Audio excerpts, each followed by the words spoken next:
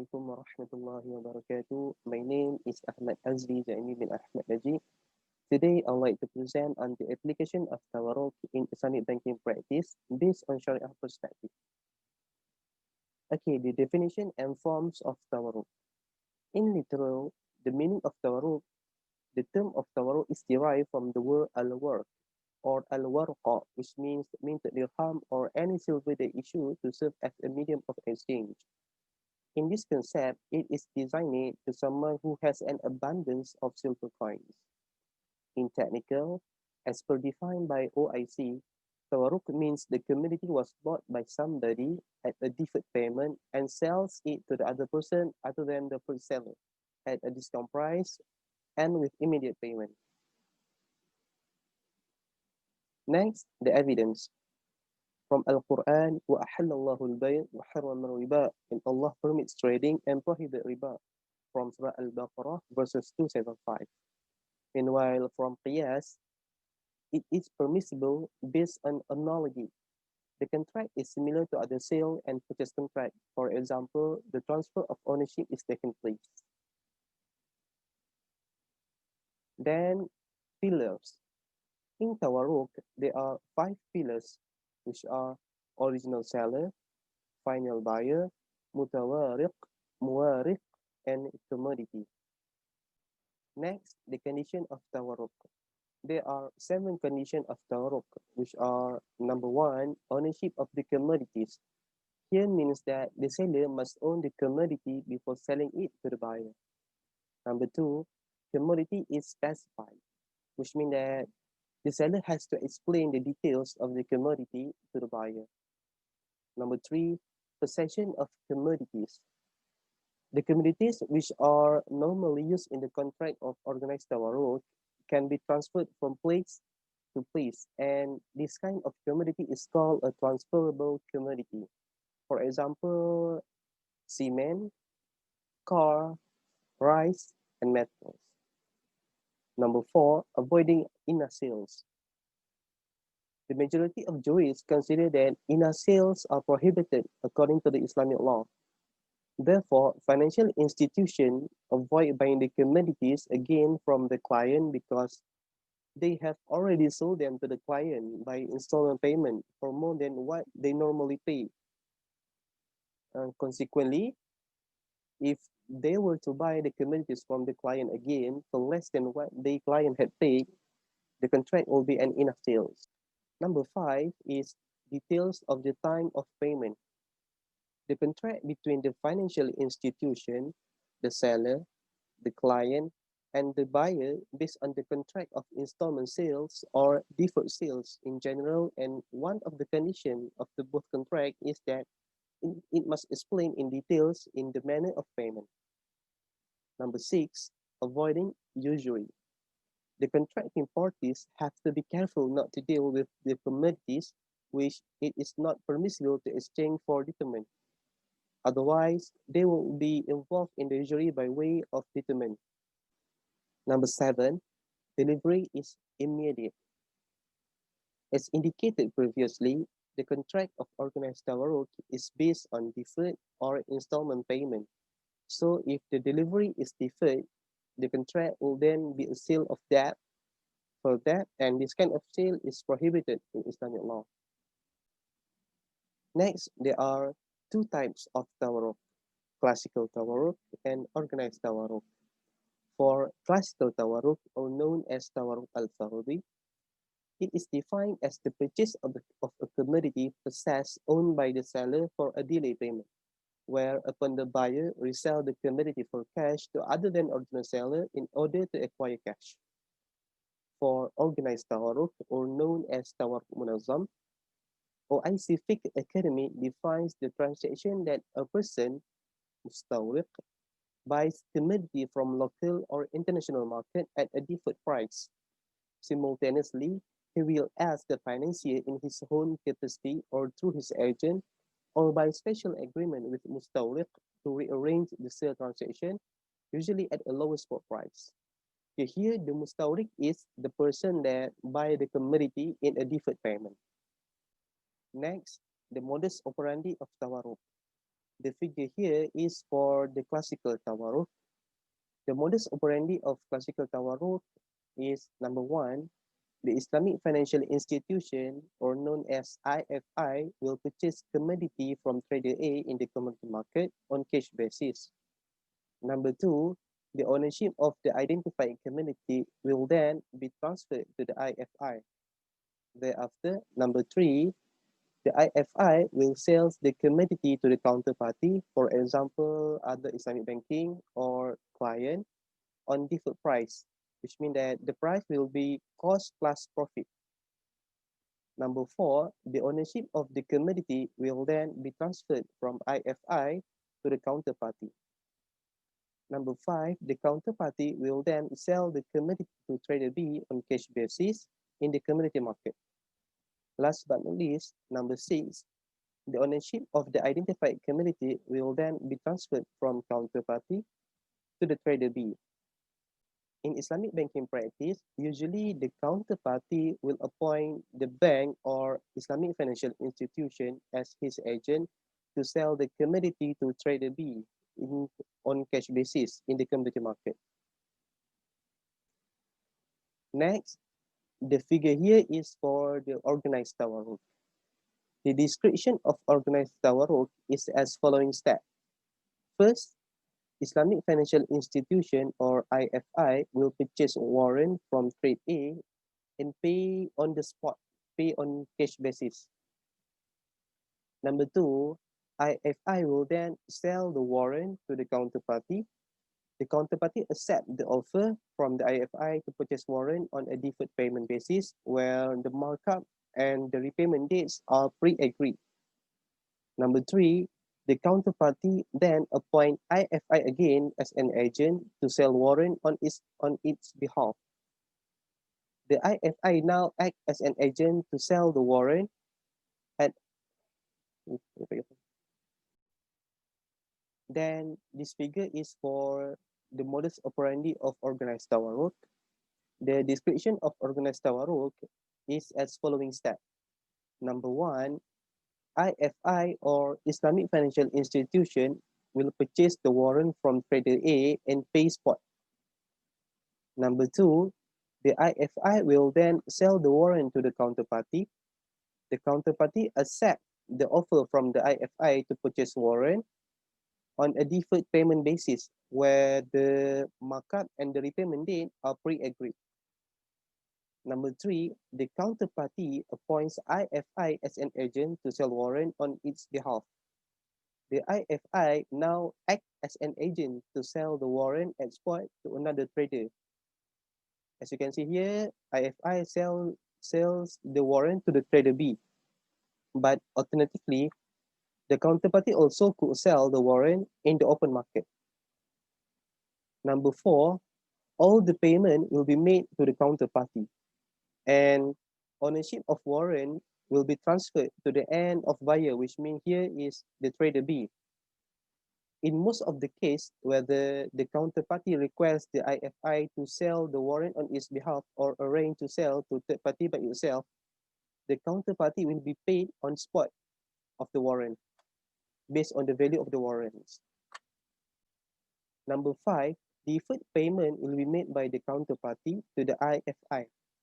This payment takes place at a pre-agreed time in the future and consists of the principal of the original purchase plus a pre-agreed markup. Okay, for you guys to take note, majority of commodity murabahah or tawarruk transaction use London Metal Exchange (LME) based metals as an asset since they meet an criteria for a commodity and are easily identifiable via warrants. Next, Shariah ruling on tawarruk. Permissibility. How tawarruk is permissible by Shariah?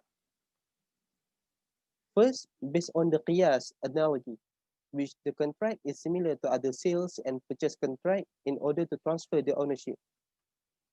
Second, based on Al-Quran, Surah Al-Baqarah, verses 275, وَحَلَّ اللَّهُ الْبَيْءَ وَحَرَّمَ الرِّبَا.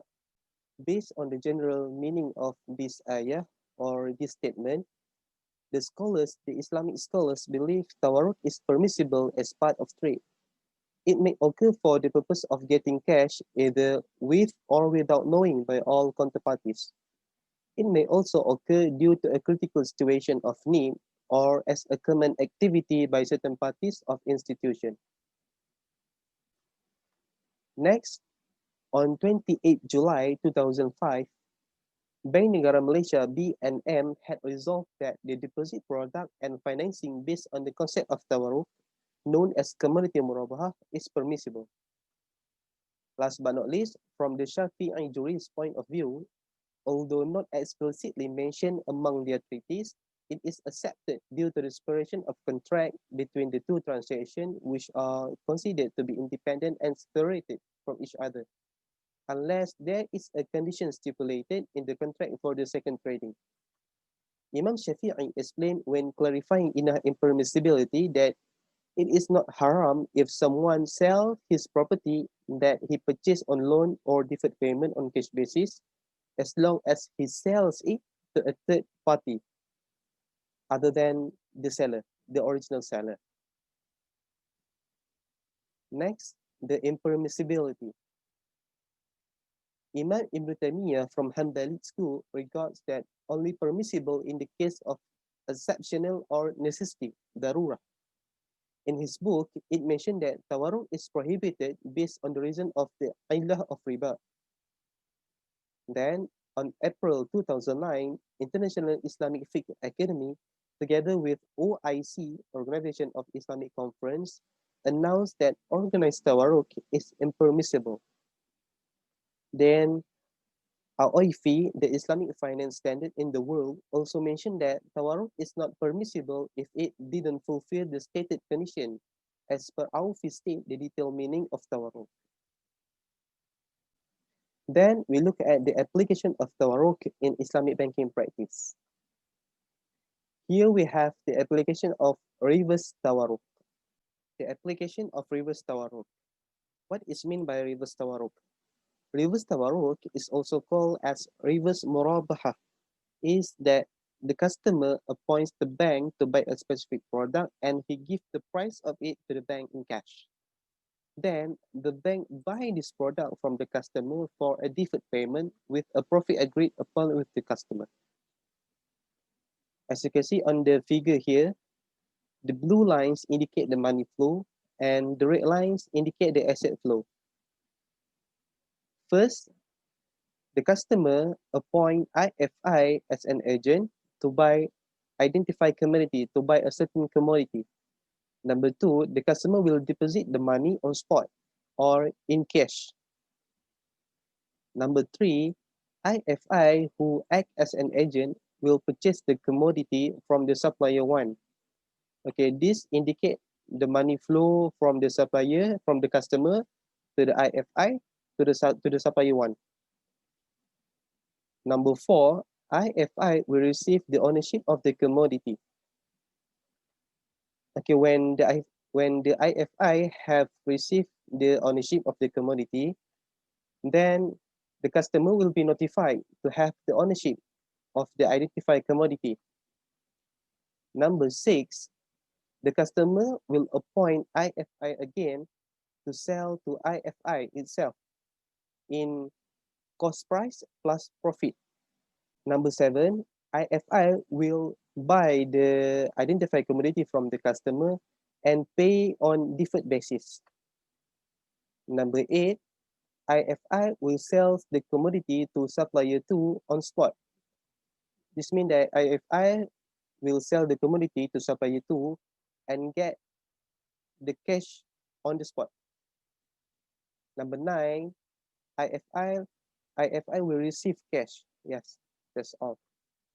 Okay, so this is the step in the application of reverse tawarruk. Next, we have the application of tawarruk in Islamic interbank money market. This is the flow in the interbank money market. The blue line indicates the money flow, while the red line indicates the asset flow. First, the first step is IFI will purchase the commodity from trader A in the commodity market, and the payment of the trader A will be paid in cash on the spot. Okay, so the ownership from the trader A will be transferred to the IFI. Number two, IFI will sell the commodity under Murabaha contract or Tawarruq contract to the B&M on deferred payment basis. And here, the ownership from the IFI will be transferred to B&M.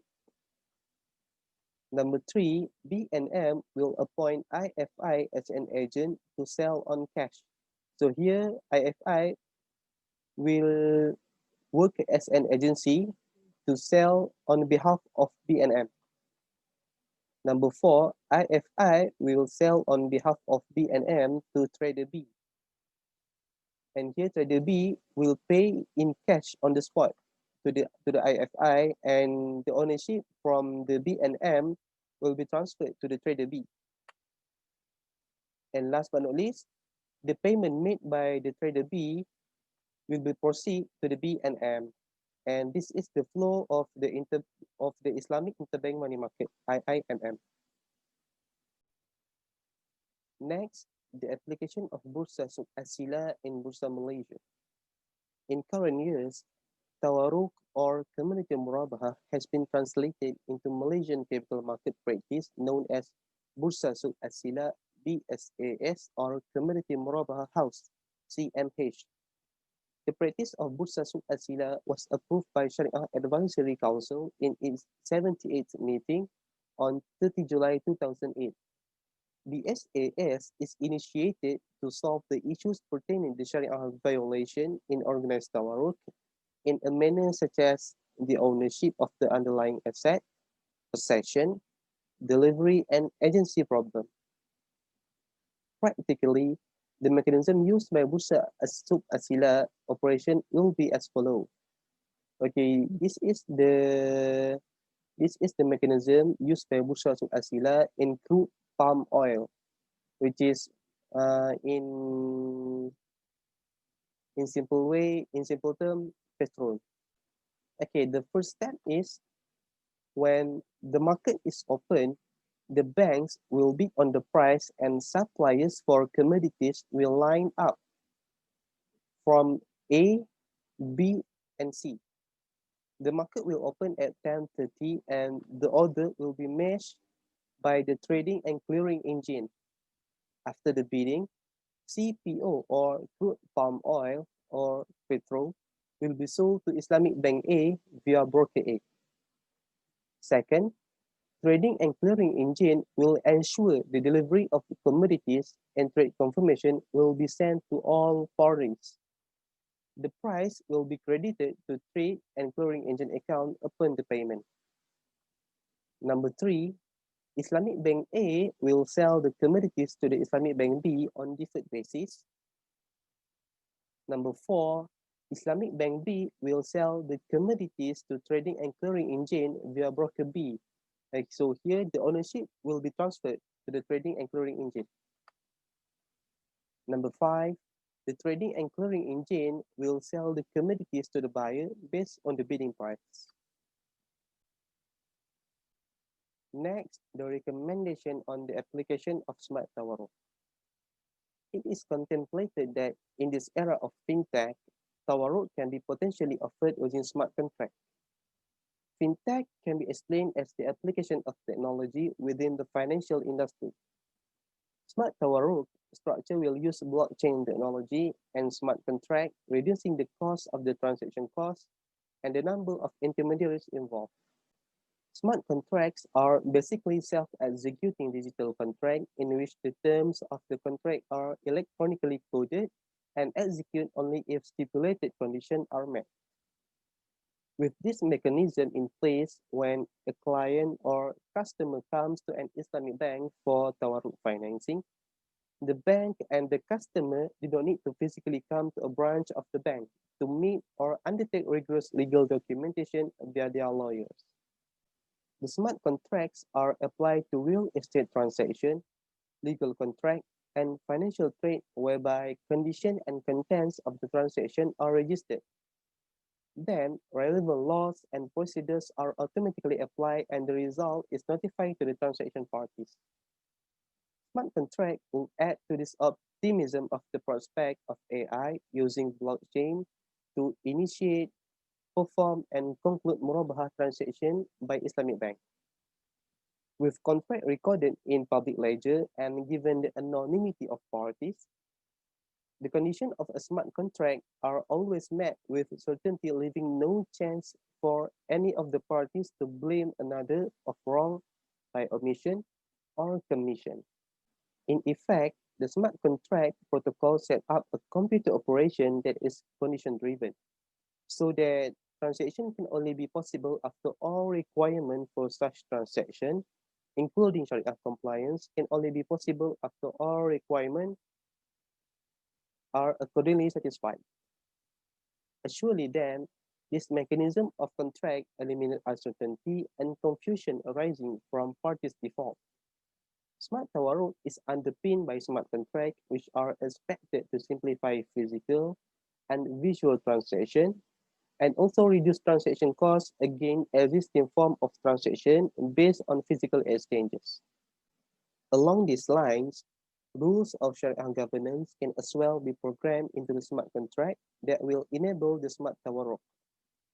This can be automated or written into manuals and guidelines published by authorities, Bank Negara Malaysia, regulators, and all necessary stakeholders forming the transaction network on blockchain. These nodes will then be enabled to validate transaction and append compliant blocks in the blockchain. Accordingly, respective regulators whose approval or endorsement is required for a particular smart contract, based product, or service can be made part of the protocol to oversee and approve of any particular block to join in the blockchain. In this manner, any transaction that is not Sharia compliant in accordance with the protocols cannot be verified and who will be out wholly rejected as unqualified to join the block. If the fiat currency can be issued through the blockchain, then the code can be embedded into the act of issuing the fiat currency through smart contract programming. Okay, this figure here, as you can see on the screen, illustrate the proposed smart Tawarruq model. Compared with classical Tawarruq, smart Tawarruq offer greater level of conformity to Sharia principles. For instance, the issue of duplicated asset involved in a classical Tawarruq structure could be eliminated under the structure of smart Tawarruq. However, it shall be kept in mind that in structuring the smart Tawarruq for all Islamic financial contracts, it is essential to comply with Sharia requirement as well as domestic legal system and international trade law.